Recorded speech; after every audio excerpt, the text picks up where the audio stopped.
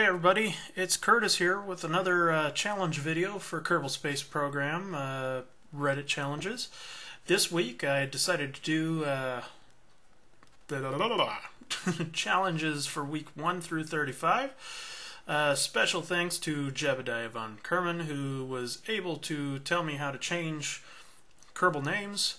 It makes it really cool to have my own Kerbal on here, even if he's spelled with a K.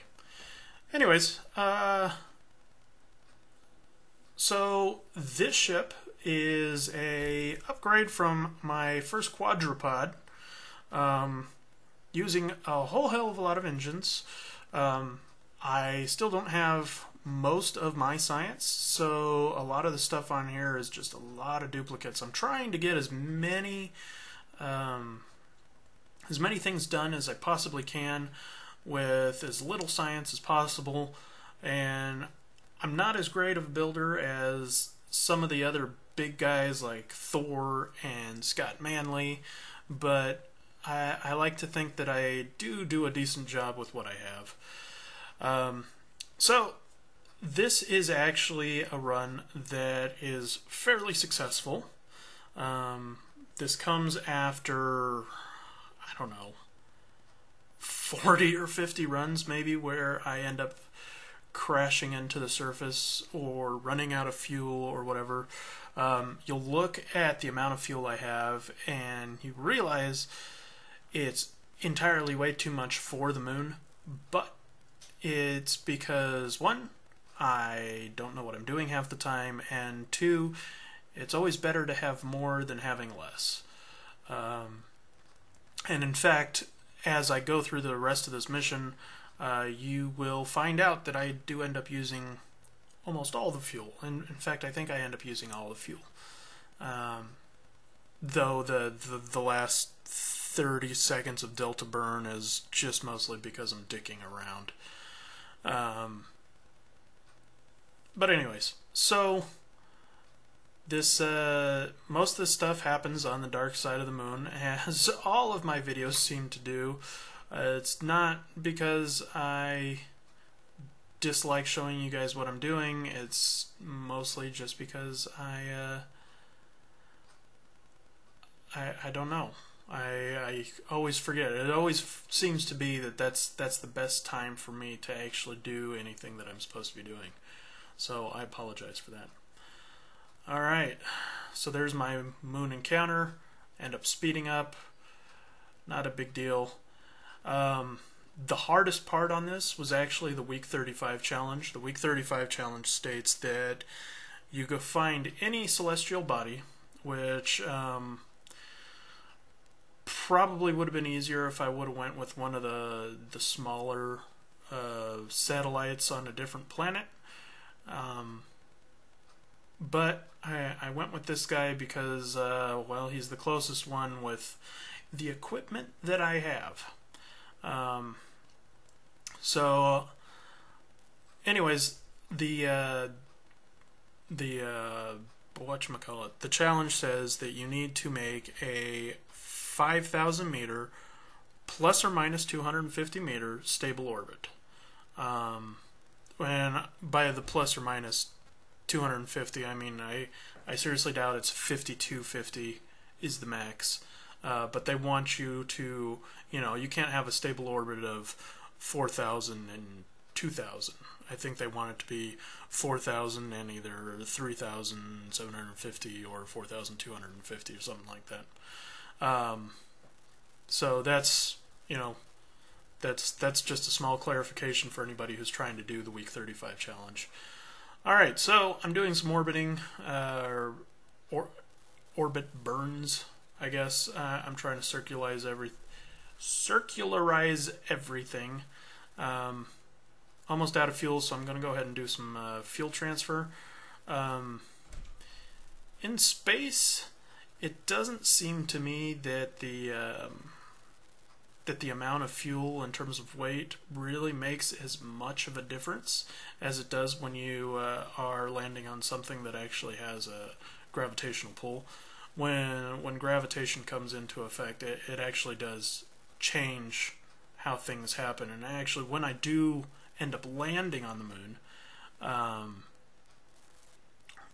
that will come into effect because I didn't do a very good job of balancing the tanks. There might be a key to balancing tanks that I just haven't figured out yet, but you know, it is what it is. So, starting circularization. Something to know when you do this challenge: once you get below 5,000 meters, you cannot time accelerate at all above 1. And actually, when you're going out and doing all this stuff, the world whips by it at quite the clip. So double check when you go outside to do your EVAs. So here I am just picking up some science. No big thing. Because in the end I will still need science, especially if I'm going to do the docking challenges and things like that. But anyways, I'm going to do a little bit of jumping here. So this was actually one of the failed attempts. I just wanted to show you guys because I told you I wasn't going to kill any Kerbals, or I was going to kill Kerbals if they died, and this was kind of spectacular. So here I am. I'm just kind of getting some science really quickly while I make sure that the orbit is fine. But if you notice, yeah, that happens, and somehow Curtis ends up living through it. So at the top of my my jump here, I ended up bringing him out and doing an EVA and landing him on the ground. And I ended up having somebody come back and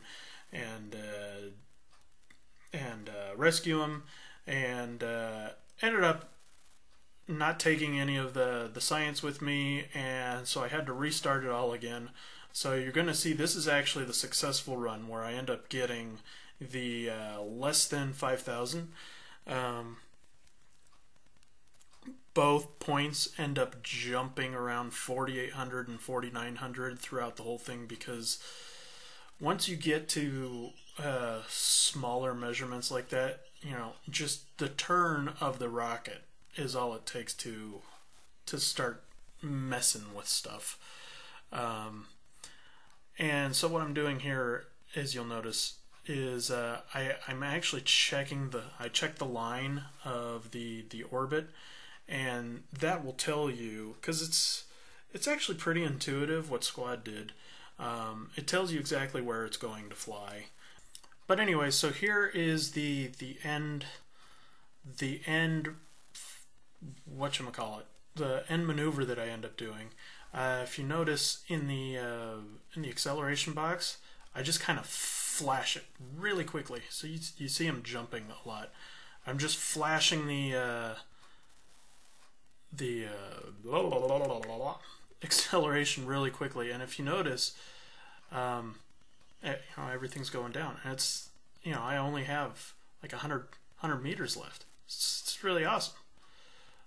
And there we go, possibly.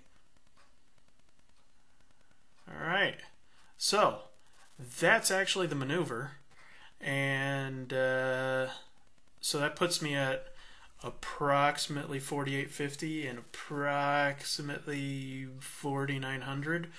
With all the jumping, you can't be completely sure with that. But so then the rest of it, which takes I think a little over 25 minutes because you can't time accelerate, is just me rotating around the planet. I'm actually not going to show you all of that because that is extremely boring for you, I'm sure. So I'm going to go ahead and skip ahead to the landing, the science, and going back home. So the first thing that I do is I've looked back at my wonderful jumping nodes, and I'm not comfortable landing this close to the ground because I can't kill my velocity, so I actually moved back up a little bit into the atmosphere. this allows me to time to refuel for my other tanks, which, since I still don't have fuel transfer devices, I have to do all manually. And by fuel transfer devices, I mean the yellow tubing, which makes middle of the game maneuvers extremely hard to do. Also, this is where the actual weight thing starts to pull in. If you notice, it's my ship starting to pull to the left on the screen, at least. It's very hard to keep it stabilized even with the SAS going. But, you know, I end up getting it done, and didn't realize you can actually input gas while you're using it. I would assume that that's some sort of explosive thing, but you know, it's cool. It makes things a little bit more helpful. So I finally, I'm actually getting really close to the ground. I pop back up because I'm still in the middle of doing this transfer. Also, if you guys remember from my other videos, I'm not very good at landing. Also, landing on the night side. Okay, we landed. Great. Landing on the night side is something I always seem to do when I do land. So now I'm grabbing all the wonderful science I can, and I'm actually time accelerating so that I can get to the sunny side so you guys can see something. And it's kind of cool because it kind of gives me an Earth or a Kerbal eclipse. All right, we came, we saw, we kicked its ass. That's what that flag says, by the way. It is famously said by Bill Murray in the Ghostbusters, and therefore it can do no wrong. All right, I actually go down into this crater to pick up a sample first. Actually, I thought it was my second sample, but it ended up being my only sample. Hindsight's 2020. My case 20 since I don't have an eye. That's funny. I really know that it's not 20, it's 20/20 in one eye. But anyways, joking aside, after I landed, I realized that I had done that. All right, so I planted the flag, got what I needed, off like a herd of turtles, back to planet Kerbal. Yeah, Kerbal. And I had originally thought of kind of doing some hopping and picking up more specimens, but I realized that with my luck, I never get what I need. So I figure I can at least get a little bit of science before I head off. But I end up leaving the Kerbal moon, and it's time for the trip back home. Try and conserve as much fuel as I can. Use up what's left in these tanks, which looks like that's about it. So circularizing. I don't think that's actually a word. Circularizing the orbit so I can get out of here quickly. Since I haven't landed on the moon but a few times, I really don't know what nodes are considered good nodes. Obviously not that one. So we try a different one.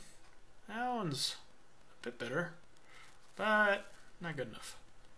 Let's try that. Yeah, that makes sense. It's closer because it's further away. Oh well, you guys know physics better than I do, I'm sure. Okay, so I'm basically just checking to see what type of burn I'd need to get back to the planet. This is all pretty self-explanatory stuff. So, we've already done week 35. Week 1 is actually just, I'm assuming, fly by the moon and then make it back to Earth or to Kerbal. but I went ahead and landed. So I guess I get a few more kudos points for that one. So I get out of the orbit, get back to the planet. Remember, 45,000 is roughly the best place to aero brake, but this is where, like I said, I was just kind of wasting fuel because I wanted to get this done and over with. So now time for the travel back home. Everything seems to be doing okay, and it looks like I'm even going to be landing on the light side of something, so that's pretty awesome. I could have actually, while I was at the moon, I could have done the Kerbal arch thing, but I plan on actually doing that in the other video where I end up doing the docking. So that's going to be, you know, a different time. All right, so land back on Kerbin. Everything is fine. Perfect even. I can't rotate over to get some more specimens, so I just go ahead and I get a ton of science. And I remember I was going to go up to down. Sorry that I missed that top node in the third tier. So that's all I'm going to do. Which is kind of sad because I just missed out on solar panels, which would have really helped. So I'm going to leave you guys with this video. This is a failed attempt at trying to get into orbit with the radial parachutes already deployed. Starts off great, but as you pick up speed, you lose stability. And good old Jebediah, being the test pilot that he is, the great test pilot that he is, and the fact that I wasn't going to let Curtis in on this, you see that things happen badly. This is actually after I put the parachutes in a much lower area because I thought center of mass would be nice. So here's me just trying to save the life of Jebediah. Anyways, so I just wanted to thank you guys for watching.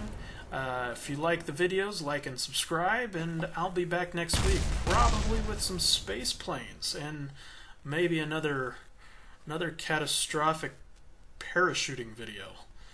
Alright, thanks a lot guys, this is Curtis, I'll see you later.